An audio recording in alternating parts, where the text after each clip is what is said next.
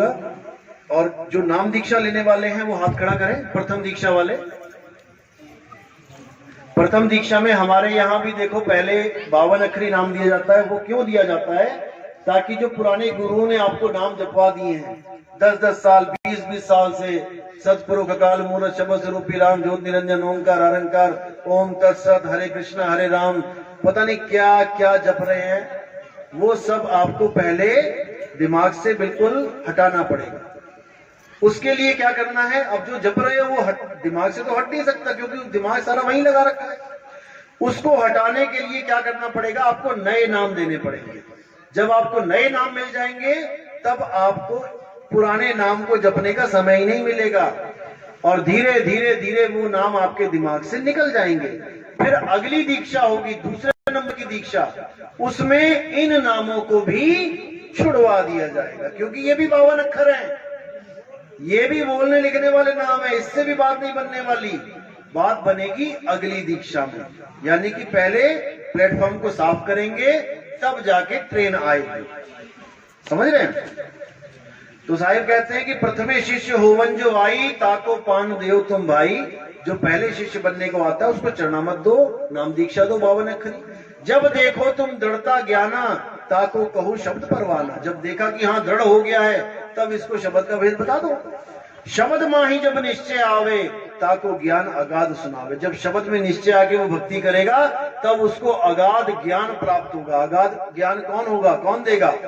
वो परमपिता परमात्मा। गुरु केवल उसकी कंफर्मेशन करता है कि हाँ ये सही है या नहीं।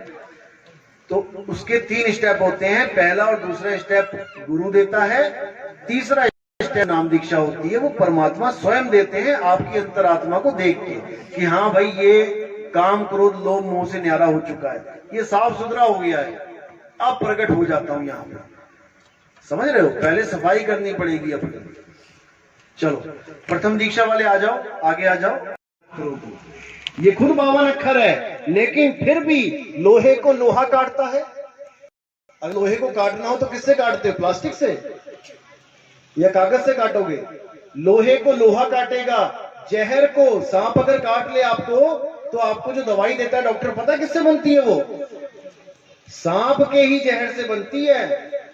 जहर को जहर काटता है, लोहे को लोहा काटता है, जहर को जहर काटता है। जो पुराने गुरु ने 52 दिए हैं, 52 अक्षर, उसको कौन काटेगा? ये 52 ही काटेंगे।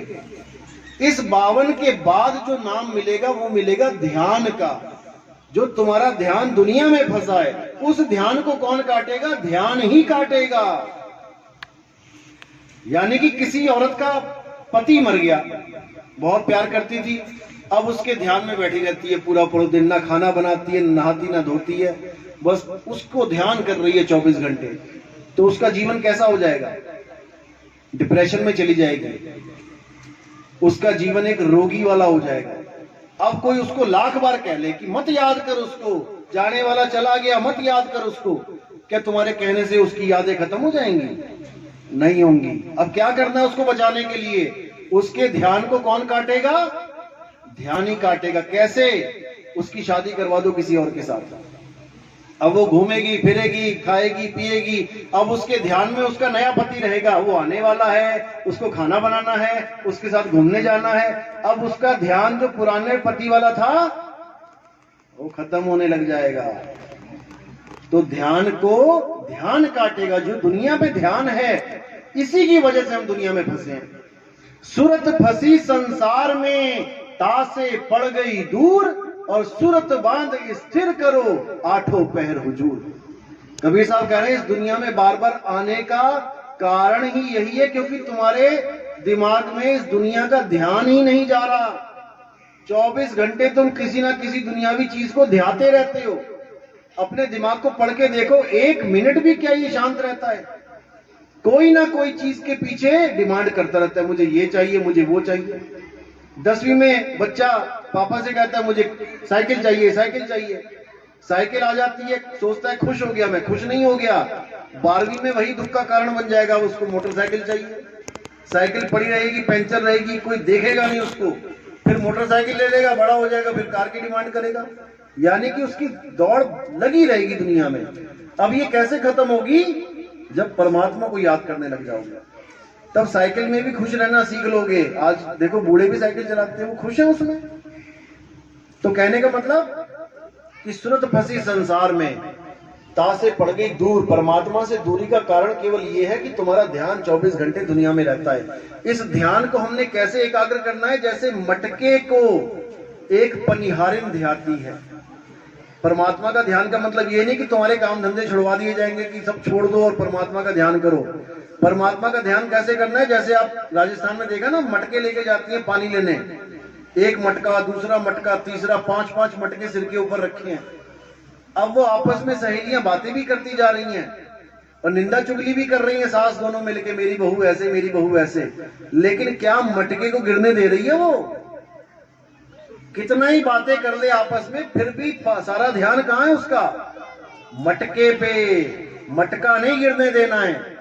ऐसे ही सारे दुनिया के काम भी करते रहना है और परमात्मा के नाम का मटका भी नहीं गिरने देना। दोनों एक साथ चलेंगे ये, और तुम्हारी जीवन का बेड़ा पार हो जाएगा। ऐसा नहीं कि तुम उसको, परमात्मा को याद करने के लिए आंख बंद करके बैठ जाओ 2-2 घंटे, 2.5 घंटे, उठो ही ना। ऐसा नहीं है। नाम उठत नाम बैठत नाम आठों जाम रे। उठते बैठते, खाते पीते, नहाते धोते, कुछ भी कर रहे हो, 24 घंटे वो नाम तुम्हारे साथ चलेगा, बिना जपे। जपना नहीं है उसे, वो बिना जाप के चलता है। ये पहला नाम जाप में दिया जा रहा है केवल पिछले वाले को छुड़ाने के लिए।